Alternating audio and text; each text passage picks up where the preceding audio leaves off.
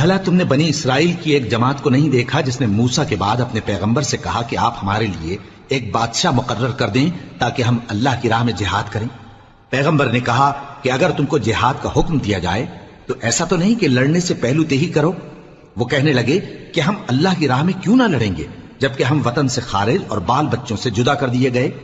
پھر جب ان کو جہاد کا حکم دیا گیا تو چند اشخاص کے سوا سب پھر گئے، اور اللہ ظالموں سے خوب واقف ہے۔ اور پیغمبر نے ان سے یہ بھی کہا کہ اللہ نے تم پر طالوت کو بادشاہ مقرر فرمایا ہے۔ وہ بولے کہ اسے ہم پر بادشاہی کا حق کیوں کر ہو سکتا ہے؟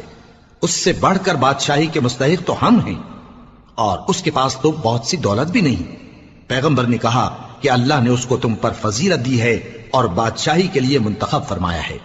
اس نے اسے علم بھی بہت سا بخشا ہے اور تن و توش بھی بڑا عطا کیا ہے، اور اللہ کو اختیار ہے جسے چاہے بادشاہی بخشے، وہ بڑا کشائش والا ہے، دانا ہے۔ اور پیغمبر نے ان سے کہا کہ ان کی یعنی طالوت کی بادشاہی کی نشانی یہ ہے کہ تمہارے پاس وہ صندوق آئے گا جس کو فرشتے اٹھائے ہوئے ہوں گے۔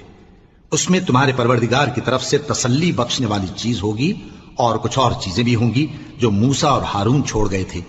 اگر تم ایمان رکھتے ہو تو یہ تمہارے لیے ایک بڑی نشانی ہے۔ غرض جب طالوت فوجیں لے کر روانہ ہوا تو اس نے ان سے کہا کہ اللہ ایک نہر سے تمہاری آزمائش کرنے والا ہے، جو شخص اس میں سے پانی پی لے گا اس کی نسبت تصور کیا جائے گا کہ وہ میرا نہیں، اور جو نہ پیے گا وہ سمجھا جائے گا کہ میرا ہے۔ ہاں اگر کوئی ہاتھ سے چلو بھر پانی لے لے تو خیر۔ جب وہ لوگ نہر پر پہنچے تو چند آدمیوں کے سوا سب نے پانی پی لیا۔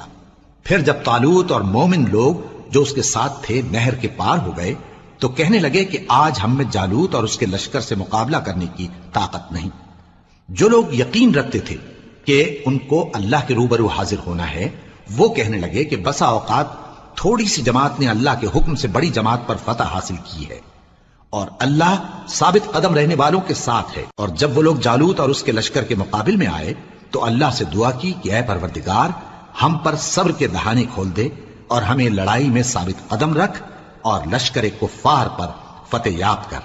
تو طالوت کی فوج نے اللہ کے حکم سے ان کو شکست دے دی، اور داؤد نے جالوت کو قتل کر ڈالا، اور اللہ نے ان کو بادشاہی اور دانائی بخشی اور جو کچھ چاہا سکھایا۔